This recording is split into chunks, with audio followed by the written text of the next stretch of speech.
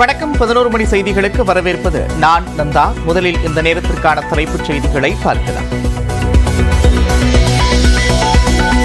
பொங்கல் பண்டிகையை ஒட்டி முன்கூட்டியே இன்று முதல் வரவு வைக்கப்படும் மகளிர் உரிமை தொகை.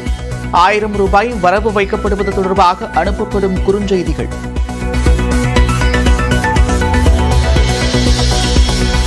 பொங்கல் பரிசு தொகுப்பு மற்றும் இலவச வேட்டி சேலை வழங்கும் திட்டத்தை தொடங்கி வைத்தார் முதலமைச்சர் மு.க. ஸ்டாலின். மாநிலம் முழுவதும் 2,20,00,000 குடும்ப அட்டைதாரர்களுக்கு வழங்க ஏற்பாடு. வேட்டி சேலை உள்ளிட்டவை அடங்கிய பொங்கல் பரிசு தொகுப்பு பயனாளிகளுக்கு வழங்கப்பட்டு வருகிறது. திருமிகு சங்கீதா அவர்களுக்கு பொங்கல் பரிசு தொகுப்பு வழங்கப்படுகிறது. திருமிகு சித்ரா அவர்களுக்கு பொங்கல் பரிசு தொகுப்பினை வழங்கி சிறப்பிக்கிறார்கள் மாண்புமிகு. சென்னையில் ஜூலை வரை குடிநீர் தட்டுப்பாடு ஏற்படாது. அமைச்சரவையில் KN நேரு தகவல். அடுத்த ஆண்டு மாதம் 6வது மாதம் வரை 7வது வரை மழை பெய்கிற வரை நம்ம குடிநீர் சென்னையை பொறுத்தளவு கொடுக்கக்கூடிய அளவிற்கு எல்லா வசதியும் இருக்கிறது, தண்ணீரும் இருக்கிறது. சட்டப்பேரவையில் கேமராக்கள் எதிர்க்கட்சிகளின் பக்கம் திரும்பவே இல்லை என்று எடப்பாடி பழனிசாமி விமர்சனம். ஆளுங்கட்சி வரிசையோடும் சபாநாயகரோடும் முடிந்துவிட்டதாக சட்டப்பேரவை கேள்வி.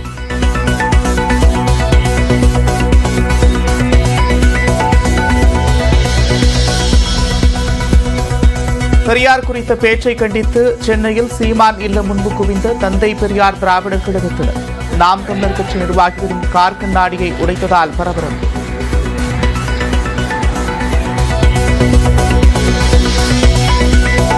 புதுச்சேரியில் கலந்தாய்வு கூட்டத்தில் சீமான் கலந்து கொள்ள இருந்த நிலையில் குவிந்த தந்தை பெரியார் திராவிடர் கழகத்தினர்.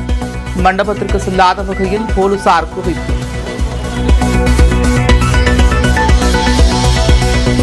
டங்ஸ்டன் எதிர்ப்பு போராட்டக்காரர்கள் மீதான வழக்குகளை ரத்து செய்ய நடவடிக்கை. மதுரை அரிட்டாப்பட்டியில் போராட்டக்காரர்களிடம் அமைச்சர் மூர்த்தி உறுதி. திருப்பதியில் கூட்ட நெரிசலில் சிக்கி தமிழ்நாட்டைச் சேர்ந்த 2 பெண்கள் உட்பட 6 பேர் உயிரிழப்பு. சொர்க்கவாசல் தரிசனத்திற்காக டிக்கெட் பெற சென்றவர்கள் உயிரிழந்த சோகம். திருப்பதியில் கூட்ட நெரிசலில் உயிரிழந்தோர் குடும்பத்திற்கு முதலமைச்சர் மு.க. ஸ்டாலின் இரங்கல். காயமடைந்தவர்கள் விரைந்து குணமடைய வேண்டும் என்றும் விருப்பம். கொரோனாவில் குழந்தைகளை இழந்த நிலையில் கூட்ட நெரிசலில் மனைவியை இழந்துவிட்டதாக சேலத்தைச் சேர்ந்த கிருஷ்ணன் வேதனை. மனைவியின் உடலை சொந்த ஊருக்கு கொண்டு செல்ல உதவுமாறு கண்ணீர் மல்க வேண்டுகோள். உட்காந்து நல்லா போனால் சரி, எல்லாம் டிவி ஓப்பன் பண்ணோன்னா எல்லாம் திக்கு ஓடினாங்க. திக்கு ஓடின போனோன்னே எல்லாம் போட்டு மிதிச்சு விட்டாங்க. உடனே இடுப்பு உடஞ்சி போச்சு. உடனே இல்லைங்க சார், எல்லாம் போன செத்து போச்சுங்க சார். எல்லாம் ஹார்ட் அட்டாக் அதெல்லாம் இது உடனே எல்லாம்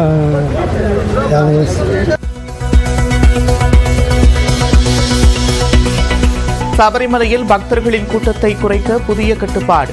இன்று முதல் ஆன்லைனில் 50,000 பேருக்கும் நேரடி முன்பதிவில் 5,000 பேருக்கும் மட்டுமே அனுமதி. எல்லை தாண்டி மீன்பிடித்ததாக கூறி மயிலாடுதுறை மற்றும் காரைக்காலைச் சேர்ந்த 10 மீனவர்கள் கைது. இலங்கை கடற்படையினர் நடவடிக்கை. தமிழ்நாடு வளர்வதை ஆளுநர் விரும்பாததால் சட்டமன்ற உரையை வாசிக்கவில்லை.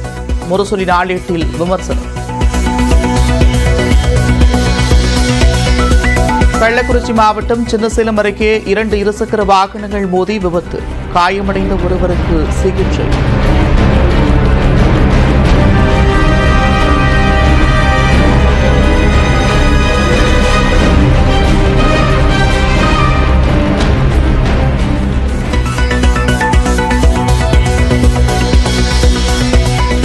ராணிப்பேட்டை அருகே விபத்துக்குள்ளான லாரியில் கொட்டி கிடந்த 16 டன் காய்கறிகள் மூட்டை மூட்டையாக அள்ளிச் சென்ற பொதுமக்கள்.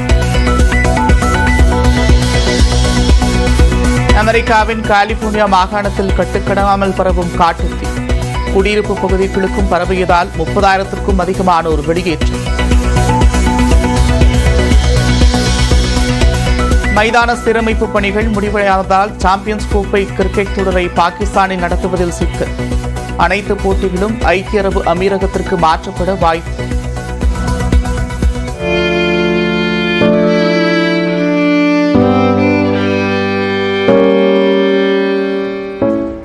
திருப்பதியில் கூட்ட நெரிசலில் சிக்கி உயிரிழந்த தமிழ்நாட்டைச் சேர்ந்த 2 பேர் உட்பட 6 பேரின் உடல்கள் பிரேத பரிசோதனைக்கு பிறகு குடும்பத்தாரிடம் ஒப்படைக்கப்படுகிறது. இது தொடர்பான கூடுதல் விவரங்களோடு களத்திலிருந்து இணைக்கிறார் செய்தியாளர் செல்வகுமார். செல்வகுமார், விவரங்கள்.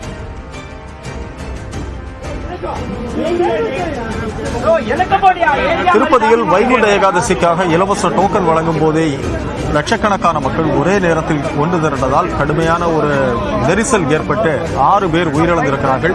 இப்போது இந்த 6 பேரினுடைய உடலும் அரசு மருத்துவமனையில் உடற்கூறாய்வு செய்யப்பட்டு உறவினர்களிடம் ஒப்படைக்கப்பட இருக்கிறது. இதற்காக மாவட்ட ஆட்சித்தலைவர், காவல்துறை கண்காணிப்பாளர், அதேபோன்று சட்டமன்ற உறுப்பினர்கள், அமைச்சர்கள் இங்கே வந்திருக்கிறார்கள். அவரது உறவினர்களிடம் இந்த உடல்கள் ஒப்படைக்கப்பட இருக்கின்றன. இன்னும் சில நிமிடங்களில் இந்த உடல்கள் ஆம்புலன்ஸ் மூலமாக எடுத்து செல்லப்பட இருக்கிறது. எனவே இந்த மருத்துவமனை வளாகம் முழுக்க ஒரு பரபரப்பான சூழல் நிலவிக் கொண்டிருக்கிறது. இன்னும் சற்று நேரத்தில் முதலமைச்சர் சந்திரபாபு நாயுடு இங்கே வர இருக்கிறார். அவர் வந்து இந்த உடல்களுக்கு அஞ்சலி செலுத்திவிட்டு மருத்துவமனையில் சிகிச்சை பெற்று வரக்கூடியவர்களை சந்தித்து ஆறுதல் கூற இருக்கிறார். இதன் காரணமாக மருத்துவமனையை சுற்றிலும் கூடுதல் போலீஸ் பாதுகாப்பு அளிக்கப்பட்டிருக்கிறது.